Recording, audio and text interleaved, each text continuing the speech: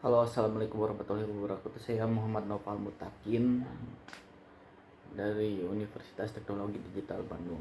Nah, saya akan menjelaskan tentang materi Marifatul Insan. Apa itu Marifatul Insan? Marifat itu adalah mengenal dan insan itu adalah manusia.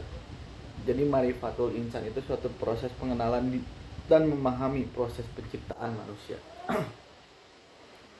Manusia itu terdiri dari rodoh jasad. Manusia secara bahasa manuat dalam Sanskerta dan mens dalam Latin yang berarti berpikir dan berakal. Asal penciptaan manusia itu ada dari tanah dan juga dari ruh. Dalam surat Al-An'am ayat 2 itu dari tanah, dan juga Al-Hijr ayat 28. Ada juga dari ruh, jasad, as-sajadah As-Sajadah 32:91 ya.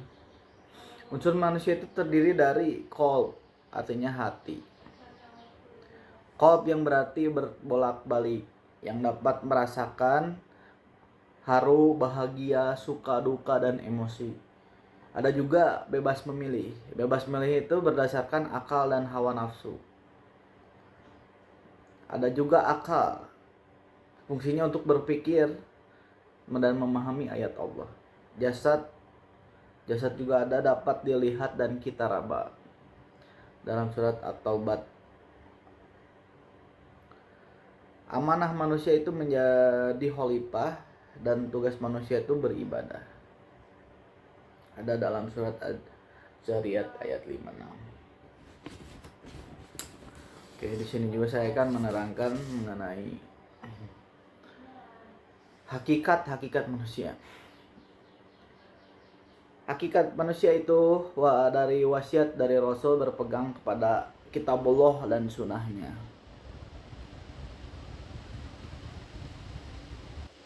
Itu Rasulnya tanda orang yang berakal itu ada di surat 3. Al-Quran tanpa akal lumpuh. Orang yang paling merasa benar adalah orang yang paling rugi. Marifatullah insan, hakikat manusia.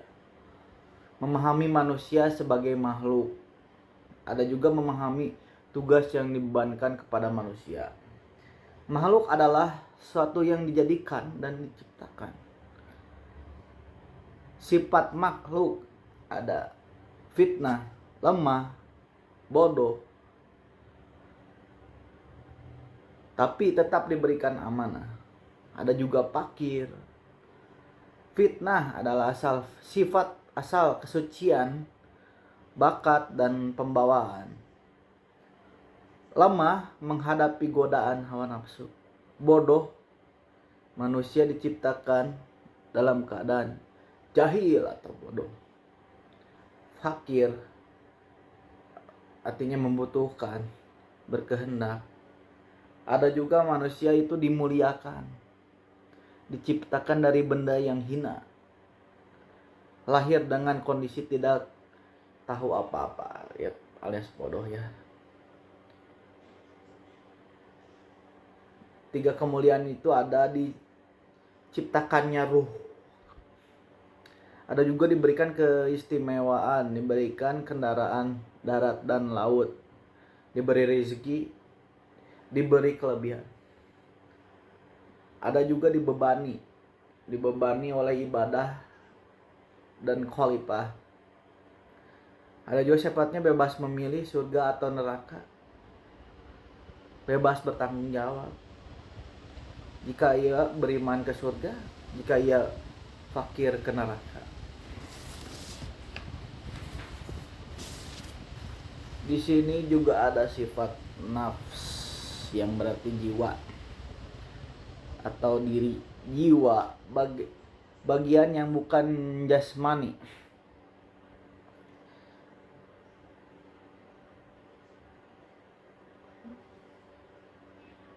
Mengucapkan pikiran, kepribadian, dan sinonim dalam ruh, akal, atau diri.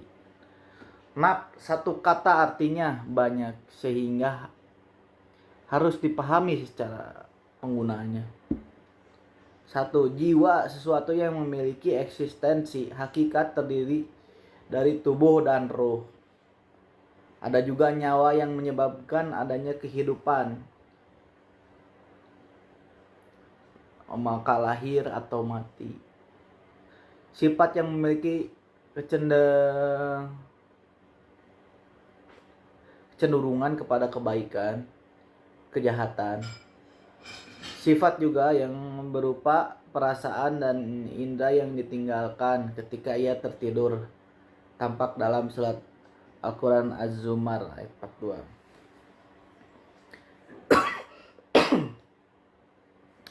Nafs adalah gambaran jiwa diri manusia itu sendiri, roh yang menyebabkan adanya kehidupan, mendorong manusia untuk melakukan suatu perbuatan.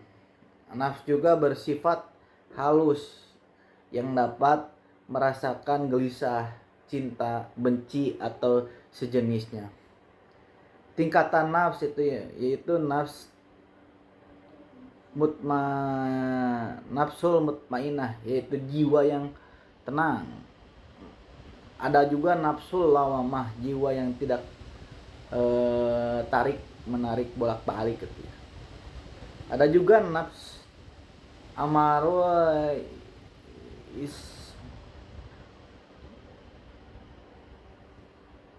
amaratul isui, nafs yang menyuruh kepada yang mungkar. Nafsu mutmainnah adalah jiwa yang telah mendapatkan ketenangan, sanggup untuk menerima cahaya kebenaran ilahi. Juga jiwa telah mampu menolak